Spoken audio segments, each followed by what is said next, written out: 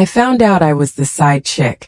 At my own engagement party, the champagne bubbles caught the light perfectly as I held my glass up to the crystal chandelier, watching them dance like tiny diamonds. Everything was perfect, the ivory roses cascading down the pillars, the string quartet playing softly in the corner, the warm glow of candlelight reflecting off the gilded mirrors of the Metropolitan Club's grand ballroom. My engagement ring sparkled on my finger, a 2-carat princess cut that Marcus had surprised me with 3 months ago during our weekend in Napa. "You look radiant, sweetheart," my mother whispered, adjusting a strand of my hair that had escaped its elegant updo. She'd flown in from Phoenix specifically for tonight, and I could see tears of joy threatening to spill from her carefully applied mascara.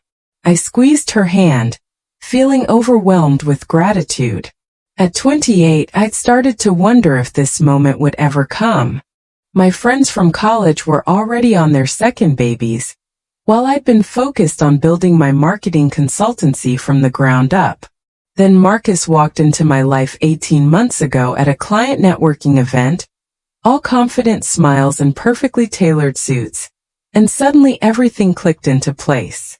"Ladies and gentlemen," Marcus's voice boomed across the room as he tapped his champagne flute with the silver knife. The conversations died down, and 75 of our closest friends and family members turned their attention to us. If I could have everyone's attention for a moment. My heart swelled as I watched him command the room. Marcus had this magnetic presence that drew people in.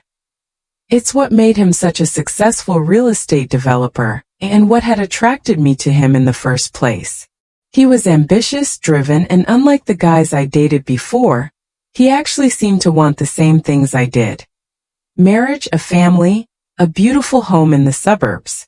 3 months ago, I asked the most incredible woman I've ever met to marry me, he continued, reaching for my hand and pulling me closer to him. And somehow she said yes.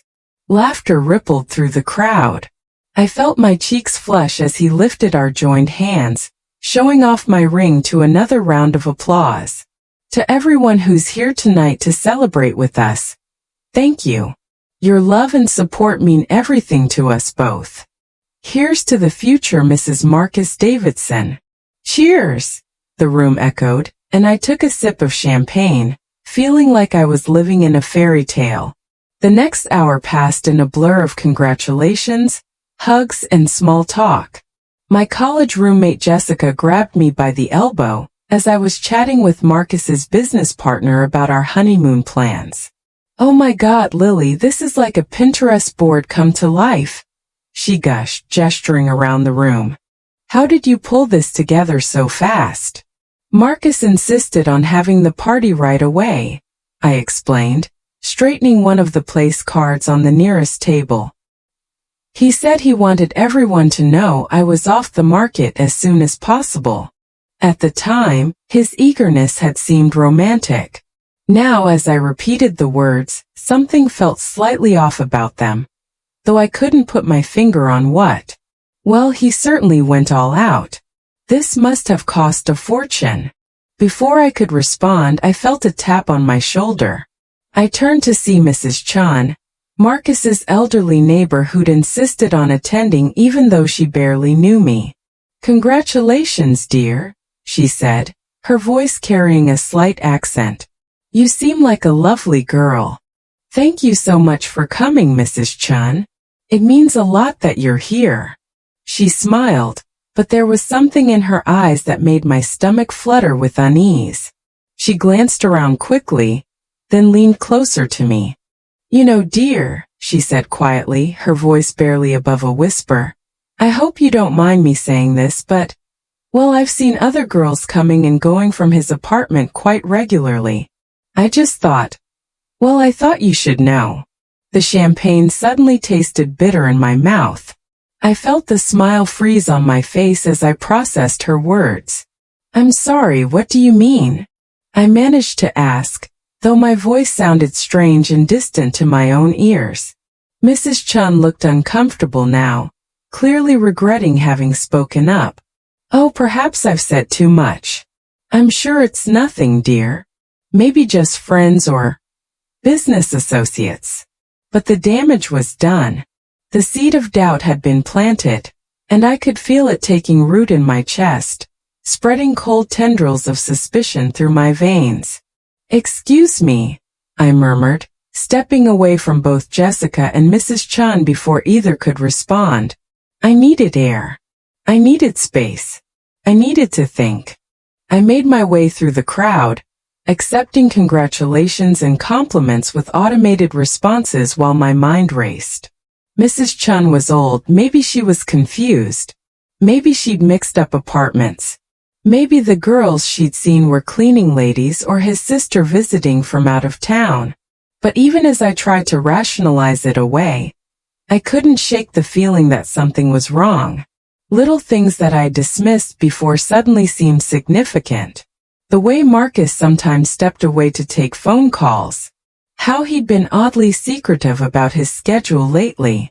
The fact that he'd been spending more nights at my place than his own for the past few weeks.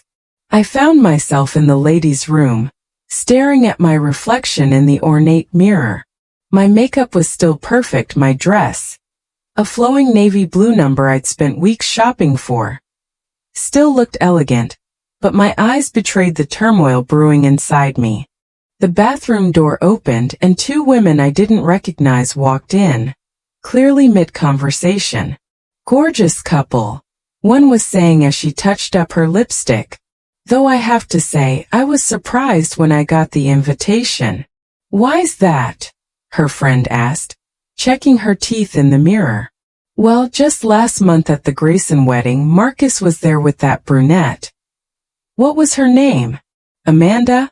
They seemed pretty cozy. My blood turned to ice. Oh, you mean Amanda Richardson? The interior designer. That's the one. They were all over each other during the reception. I just assumed they were together. Maybe they broke up recently? Maybe. Or maybe. The first woman lowered her voice conspiratorially. Maybe he's one of those guys who likes to keep his options open. They both laughed, completely oblivious to the fact that the bride-to-be was standing 3 feet away from them, feeling like the floor had just given way beneath her feet. I waited until they left before allowing myself to grip the marble countertop, my knuckles turning white. Amanda Richardson. I knew that name. Marcus had mentioned her before, said she was helping him design his new office space. He'd even shown me some of her portfolio work, praising her excellent taste and attention to detail. My phone was in my hand before I'd consciously decided to reach for it. With trembling fingers, I opened Instagram and searched for Amanda Richardson. Her profile wasn't private, and within seconds I was scrolling through photos of a stunning brunette with the kind of effortless style that made me feel suddenly overdressed in my carefully chosen party outfit. And there it was, 3 photos down. Amanda at what was clearly the Grayson wedding just 4 weeks ago, wearing a rose gold dress that complemented her olive skin perfectly. She was smiling at the camera, but in the background, partially visible but unmistakably present, was Marcus. His hand was on her lower back, and he was leaning in close enough to whisper in her ear. The photo was captioned, "Perfect night with my favorite person, red heart #Grayson wedding #love wins." My hands were shaking so badly I nearly dropped my phone. I scrolled back further through her photos, looking for more evidence of what I was beginning to suspect. There, 2 months ago, a photo of an expensive bottle of wine with the caption, "Someone knows the way to my heart," smiling face with heart eyes. The background looked like Marcus's kitchen. 1 month ago, a selfie taken in what looked like the front seat of a car, with partial view of a dashboard that looked suspiciously like Marcus's BMW. 6 weeks ago, a photo of tickets to a jazz concert with the caption, "Can't wait for date night." Musical note, I remembered that concert. Marcus had told me he was going with a client. The bathroom door opened again, startling me back to reality. A woman I recognized as one of Marcus's co-workers smiled at me sympathetically. "Wedding planning stress getting to you?" she asked kindly. I forced a smile. "Something like that." "Don't worry, honey. It'll all be worth it.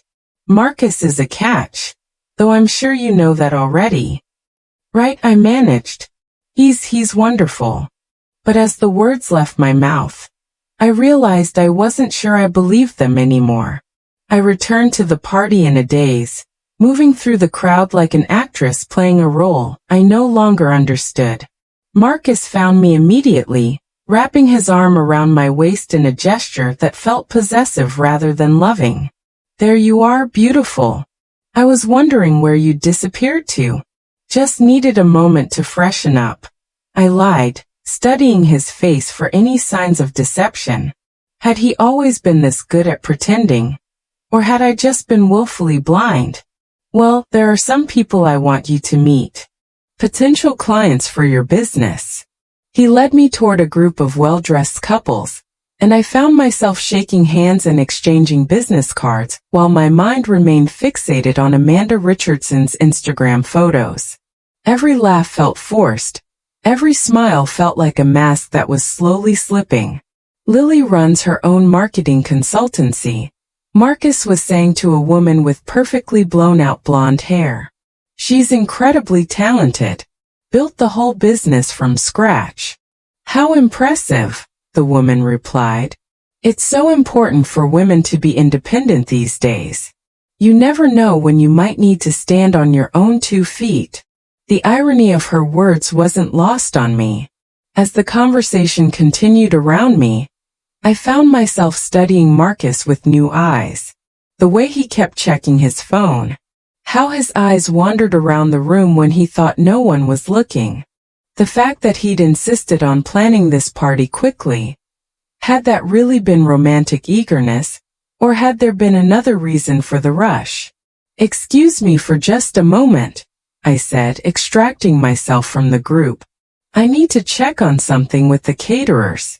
Instead of heading toward the kitchen, I slipped out onto the club's terrace, grateful for the cool night air against my flushed skin.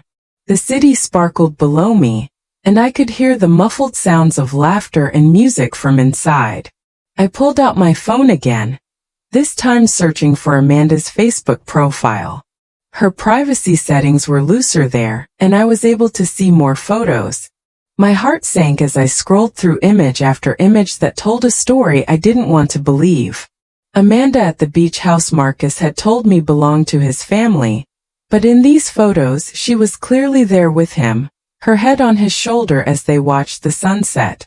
Amanda wearing what looked like one of Marcus's dress shirts, cooking breakfast in a kitchen I recognized as his. Amanda holding up her hand to show off a ring. Not an engagement ring, but a promise ring. The caption read, "He said it's just the beginning, red heart #blessed #next chapter." The photo was dated 2 weeks ago. 2 weeks ago, while I was busy planning our engagement party, Marcus was giving another woman a promise ring. I felt sick. Actually physically sick. I gripped the terrace railing and tried to steady my breathing, but the world seemed to be tilting around me. "Lily? Are you okay?" I turned to see my best friend Sarah approaching, her face creased with concern. "You look like you've seen a ghost." "Sarah," I said, my voice barely above a whisper. I think Marcus is cheating on me." Her eyes widened. "What? Are you serious? Tonight? At your engagement party?" "Not tonight. But maybe all along." I showed her Amanda's Instagram profile, watching her expression change as she scrolled through the photos. "Oh honey," she breathed. This doesn't look good." "I don't know what to do," I admitted, surprised by how calm my voice sounded despite the chaos in my head. "Should I confront him now? In front of everyone?" "Maybe we should," Sarah started to say, but she was interrupted by a commotion from inside. Through the glass doors I could see that someone new had arrived at the party. A woman with dark hair was standing in the entrance to the ballroom, looking around uncertainly. She was wearing a simple black dress and clutching a small purse, and even from a distance, I could see that she was upset about something. "Who is that?" Sarah asked. But I already knew. Even though I'd only seen her in photos, I recognized her immediately. Amanda Richardson had just walked into my engagement party. I watched in a detached, dreamlike state as Marcus noticed her arrival. His face went white, then red, and he immediately started moving toward her with the urgency of someone trying to prevent a disaster. But he was too late. Amanda had spotted him too, and her expression transformed from uncertainty to fury in the space of a heartbeat. She started walking toward him, her heels clicking audibly on the marble floor even through the glass doors. "We need to go inside," I said to Sarah, surprised by how steady my voice sounded. "Are you sure? Maybe we should—" "No," I interrupted, smoothing down my dress and checking my reflection in the dark glass of the terrace doors. "I need to see this." We walked back into the party just as Amanda reached Marcus. The room had fallen silent. Clearly, everyone could sense that something dramatic was about to unfold. "Marcus," Amanda said, her voice carrying across the room. "We need to talk." "Amanda, what are you doing here?" Marcus's voice was strained, and he kept glancing around the room at all the watching faces. "I think you know exactly why I'm here," she replied, her voice growing stronger. "I got your text." "What text?" But even as he asked, I could see the guilt written all over his face. Amanda pulled out her phone and read aloud. "Can't see you tonight, babe. Have to go to this stupid engagement party for work. We'll make it up to you tomorrow, I promise." The room was so quiet you could hear a pin drop. I felt 75 pairs of eyes turn to look at me, waiting to see how I would react. But I wasn't ready to react yet. I was still processing. "The problem, Marcus," Amanda continued, her voice shaking with emotion, "is that you sent that text to me by mistake. You meant to send it to someone else, didn't you? Some other woman you're also lying to." I felt the world tilt again as the full implications hit me. Marcus hadn't just been cheating on me with Amanda. He'd been cheating on both of us with someone else entirely. "Amanda, please," Marcus said, his voice desperate now. "This isn't the place." "No, I think this is exactly the place," Amanda interrupted. She turned to face the room, her eyes scanning the crowd until they landed on me. "I'm sorry," she said, addressing me directly. "I had no idea. I thought you were just some random coworker he had to suck up to." The pieces were falling into place now, creating a picture so ugly I could barely stand to look at it. "How long?" I asked, my voice carrying clearly across the silent room. Amanda looked confused. "How long what? How long has he been telling you I was just a coworker?" Her face crumpled. 8 months, she whispered. 8 months. We'd been engaged for 3 months, which meant Marcus had been lying to both of us for nearly the entire duration of our relationship. "And the promise ring?" I asked, though I wasn't sure why I was torturing myself with the details.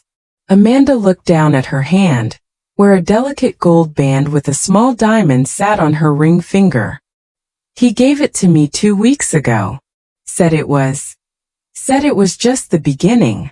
I felt a strange calm settle over me, the same eerie tranquility I'd experienced in Rome when I'd walked away from the Caldwell family table. It was the calm that comes when you finally stop fighting reality and accept it for what it is. I walked slowly across the room, my heels clicking on the marble floor in a rhythm that seemed impossibly loud in the silence. Everyone parted to let me through, and I found myself standing face to face with Marcus. "Is there anyone else?" I asked quietly. He opened his mouth, then closed it again. The guilt on his face was answer enough. "How many?" "Lily, please let me explain." "How many, Marcus?" His shoulders sagged in defeat. 3, he whispered. Including you. I heard my mother gasp from somewhere in the crowd, but I kept my eyes fixed on Marcus's face. This man I thought I loved, this man I'd been planning to build a life with, had been living a completely different reality than the one I'd believed we shared. Were any of them real? I asked. Your feelings for any of us? You were all real, he said, and for the first time tonight I believed he was telling the truth. I loved all of you. I couldn't choose. So you decided not to. I was going to figure it out after. After what? After you married one of us? After you got one of us pregnant? After you destroyed how many lives? I looked around the room at all the faces staring back at me.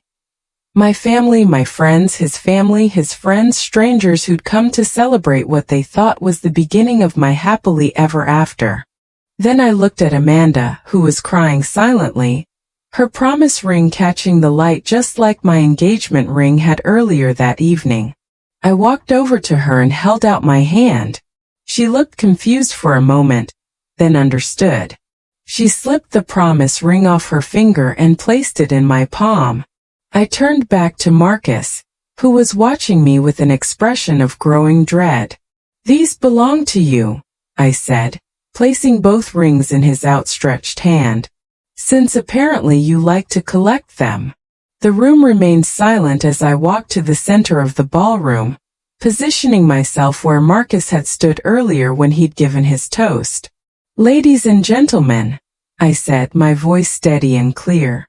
Thank you all for coming tonight to celebrate what we thought was my engagement to Marcus Davidson. I paused, letting the words sink in. As you've just witnessed, it turns out that Marcus has been engaged to several women simultaneously. While I appreciate his confidence in his ability to multitask, I've decided that I prefer a more exclusive arrangement in my romantic relationships. A few people in the crowd actually chuckled, which gave me the courage to continue. I want to apologize to all of you for the deception, though to be clear, I was as deceived as you were. And I want to especially apologize to Amanda, who was also a victim of Marcus's creative approach to commitment. I looked directly at Amanda, who had stopped crying and was watching me with something that looked like admiration. The good news is that this revelation has saved us both from making what would have been a very expensive mistake. The bad news is that we're stuck with 75 witnesses to one of the most embarrassing moments of our lives. More laughter now, and I felt some of the tension in the room begin to dissipate. So here's what we're going to do, I continued. We're going to eat this very expensive food, drink this very expensive champagne, and have a party. Not an engagement party, just a party. A celebration of truth, honesty, and the courage it takes to walk away from something that looks perfect on the surface but is rotten underneath. I raised my champagne glass, which someone, I think it was Sarah, had pressed back into my hand. To new beginnings, I said. And to never settling for being someone's option when you deserve to be their priority. The room erupted in applause, and suddenly everyone was raising their glasses and echoing my toast. In the midst of the chaos, I saw Marcus slip quietly out of the ballroom, but I found that I didn't care where he went. Amanda approached me as the crowd began to disperse back into normal party conversation. I'm so sorry, she said, tears streaming down her face again. I had no idea you existed. If I had known. You have nothing to apologize for, I told her firmly. We were both lied to. We were both manipulated. The only person who should be apologizing isn't here anymore. She nodded, wiping her eyes with a cocktail napkin someone handed her. What are you going to do now? She asked. I looked around the room at all these people who had come to celebrate with me, who were now staying to support me through one of the worst moments of my life. I thought about my business, which I'd built from nothing and which would still be there tomorrow morning.